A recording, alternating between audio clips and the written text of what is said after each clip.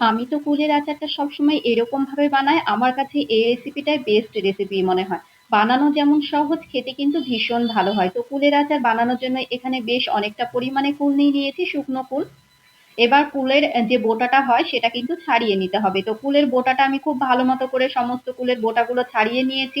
এবার কুলগুলোকে খুব সুন্দর মতো ধুয়ে নিয়ে এটাকে কিন্তু আমি ওভারনাইট ভিজিয়ে রাখবো। কারণ কুলের গায়ে প্রচুর ময়লা থাকে, এরকম করে পানির মধ্যে ভিজিয়ে রাখলে কিন্তু ময়লাগুলো নিচে পড়ে যায়, খুব ভালো মতো ধোয়া হয়ে যায়।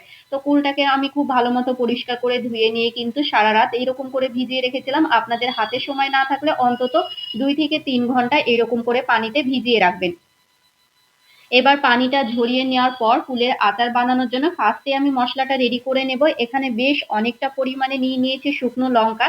যেহেতু আমি টক ঝাল মিষ্টি আচার বানাবো সে কারণে ঝালের পরিমাণটাও রাখবো। এখানে বেশ অনেকটা পরিমাণে শুকনো লঙ্কা দিয়েছি। 1 থেকে দেড় টেবিল চামচ দিয়েছিলাম গোটা জিরে, 1 টেবিল চামচ গোটা ধনে, 1 টেবিল চামচ দিয়েছিলাম মৌরি।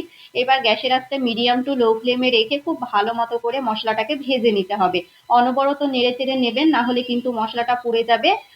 মানে আচারটা খেতে একদমই ভালো লাগবে না। তো দেখুন আমি কিন্তু খুব ভালো মতো করে মশলাটাকে ভেজে নিয়েছি। এবার এটাকে ঠান্ডা করে নিয়ে খুব ভালো মতো করে বেটে নেব, মানে গুঁড়ো করে নেব।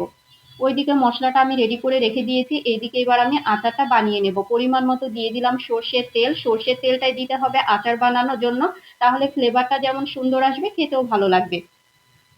তো এখানে প্রায় আমি 1 কাপ মতো সর্ষের তেল দিয়েছি। সর্ষের তেলের মধ্যে দিয়ে দিলাম 1 টেবিল চামচ পাঁচফোড়ন। একটু ভেজে নিয়েছি যতক্ষণ না সুন্দর একটা ফ্লেভার আসে। এবার ধুয়ে রাখা কুলগুলো আমি সমস্তটাই দিয়ে দেব।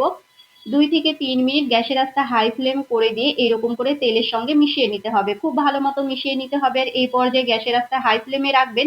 দিয়ে দেব 1 টেবিল চামচ হলুদ গুঁড়ো আর 1 টেবিল চামচ দিয়েছিলাম লবণ। এখানে 1 টেবিল চামচ লবণ দিলেই কিন্তু হয়ে যাবে। এবারও আমি গ্যাসের আঁচটা হাই ফ্লেম করে দিয়ে খুব সুন্দর মতো করে মিশিয়ে নেব। ওই 1 থেকে 2 মিনিট মতো মিশিয়ে নিয়েছিলাম। একটু মেশানোর পর দেখবেন অল্প একটু কিন্তু কালারটা চেঞ্জ হয়ে এসেছিল। এই পর্যায়ে আমি দিয়ে দেব গুড়। আপনারা চাইলে চিনি দিয়েও করতে পারেন, তবে গুড় দিয়ে বানালে কিন্তু টেস্টটা খুবই ভালো আসে, সেই কারণে আমি গুড় দিয়ে দিয়েছি। যতটা মিষ্টি মানে যেরকম মিষ্টি খাবেন সেই বুঝে গুড়টা দিয়ে দেবেন। এবার গ্যাসের আঁচটা মিডিয়াম টু হাই ফ্লেমে রেখে খুব ভালো মতো করে বেশ কিছুক্ষণ সময় নিয়ে আমি সেদ্ধ করে নিয়েছিলাম। ফুলটা খুব ভালো মতো সেদ্ধ হয়ে গেলে এভাবে ম্যাশার দিয়ে একটু ম্যাশ করে নেব। এভাবে যদি একটু ম্যাশার দিয়ে ম্যাশ করে নেন তাহলে একটু আঠালো ভাবটা আসে, আর ফুলের যে মুখগুলো হয় সমস্তগুলোই ফেটে যায়, খেতে বেশি ভালো লাগে। তো খুব ভালো মতো করে আমি মিশিয়ে নিয়েছি। এবার গ্যাসের আঁচটা মিডিয়াম টু লো ফ্লেম করে দিয়ে খুব ভালো মতো করে মানে এটাকে রান্না করে নিতে হবে। দেখুন এই পর্যায়ে আমি দিয়ে দেবো যে ভাজা মশলাটা রেডি রেখেছিলাম, 1 টেবিল চামচ রেখে আমি সবটুকুই দিয়ে দিয়েছিলাম। মানে যেহেতু কোয়ান্টিটিতে একটু বেশি আছে সেই বুঝে কিন্তু মশলাটা দিতে হবে। তো সমস্ত কিছুকে আমি আবারও খুব ভালো মতো মিশিয়ে নিয়েছি। খুব সুন্দর মতো করে মিশিয়ে নিতে হবে। এই তো ভালো মতো মেশানো হয়ে গিয়েছে, ফাইনালি কিন্তু আমার আচার একদম রেডি। দেখুন কতটা ইয়ামি লাগছে না দেখতে, খেতেও কিন্তু ভীষণ ভালো হয়েছিল।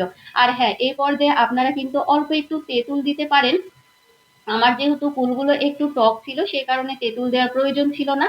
যদি কুলটা মিষ্টির ভাবটা বেশি থাকে তাহলে কিন্তু অল্প একটু তেঁতুল গোলা জল দিয়ে দিতে পারেন।